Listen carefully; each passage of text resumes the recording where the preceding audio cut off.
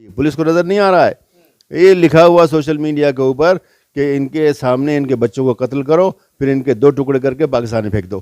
तो इस किस्म की चीज़ें, क्या यानी हमारा ट्वीट इतना ख़तरनाक था जिसमें कुछ भी बात नहीं थी? जब अक़लियती कमीशन के चेयरमैन एक ट्वीट करते हैं और उसमें शुक्रिया अदा किया जाता है, और उस ट्वीट को एक तरह से पूरी तरह जो देश का नेशनल मीडिया है उसने आपके ख़िलाफ़ भरपूर तरीके से इस्तेमाल भी किया, और उसी बीच हमने देखा, इसी बीच लॉकडाउन में पुलिस आपके घर भी आती है, आपको ले जाने की भी कोशिश की गई। उस मामले में भी 2-3 मेरे सवाल हैं। सबसे पहले मैं जानना चाहूँगा कि अब उस पूरे मामले में क्या स्थिति है, क्या उसमें चल रहा है? देखिए, वो ट्वीट जो था जिसमें मैंने कुवैत का शुक्रिया अदा किया था, वो तो एक बहाना था। ये बहाने की तलाश में थे ये हमने जो 3 साल में इनको काफ़ी तकलीफ़ें दी हैं हकीकत में, यानी इस हुकूमत को भी दी है, इस सूबाई हुकूमत को भी, मरकज़ी हुकूमत को भी, ख़ास तरीके से पुलिस को। तकरीबन हमारे 60-70% हमारे नोटिस पुलिस को ही गए हुए हैं। तो इनको बड़ी खलबली थी। और फिर जो नॉर्थ ईस्ट ज़िले के अंदर जो अभी इन्होंने जो फसाद कराया था इन्होंने, उसके बारे में हमने बहुत ही सख्त नोटिस लिया और एक कमेटी बनाई। तो ये बड़े परेशान थे कि भाई इस आदमी को ये दोबारा नहीं कहीं बना दे, इसलिए कि ये बिल्कुल पक्का था कि हम दोबारा बनेंगे। ये बिल्कुल पक्का था, ये बिल्कुल 100% पक्का था कि हुकूमत हमको बनाती तो हमको मुतनाज़ बनाना बिल्कुल ज़रूरी था।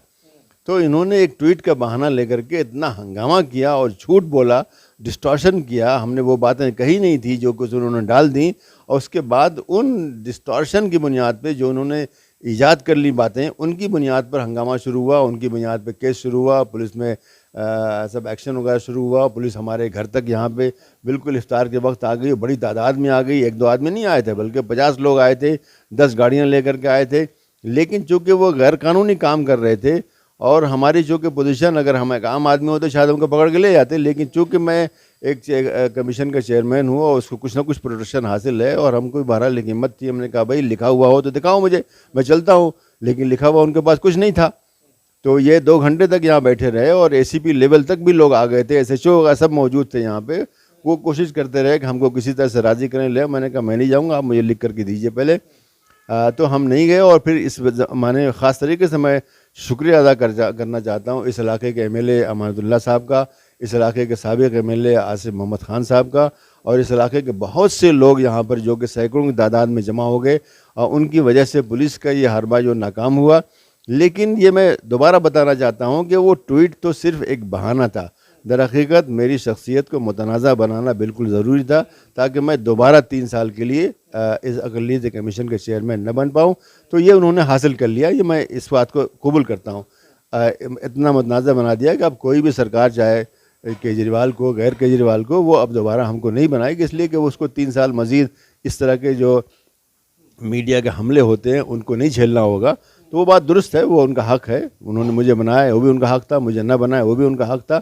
लेकिन ये सारा का सारा जो हमला हुआ था ये गलत था और गैर आदलाना था, और इसी वजह से 2 केसेस जो कुछ लोगों ने किए थे वो अदालत से खारिज हो गए। तीसरा जो केस है वो तो हमने खुद किया है, चूँकि हमको ये डर हो गया कि पुलिस वाले जो कि यहाँ पर इतनी बड़ी तादाद में आए थे, अब दोबारा और बड़ी तादाद में आ सकते हैं। 50 लाए थे तो 500 भी ला सकते हैं, और वो ज़बरदस्ती हमको ले जाएंगे। तो इसलिए हमने मुकदमा दाखिल किया कि इनको ऑर्डर दिया जाए कि हमको जो है ये, इसको एंटीसिपेटरी बेल कहते हैं, कि हमको गिरफ़्तार न करें।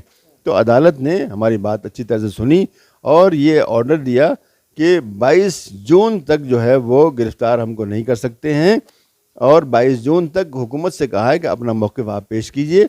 और हुकूमत ने उनसे कहा कि भाई इनके बारे में हमने अपना कार्रवाई शुरू कर दी है, तो अब जो भी कर रहे होंगे वो वहाँ पे, बल्कि ये भी कहा गया कि उन्होंने हमको नोटिस दिया हुआ कि हुकूमत ने हमको, आज तक तो इस वक्त मैं बैठा हुआ हूँ, आज तक मुझे कोई नोटिस नहीं मिला हुआ है।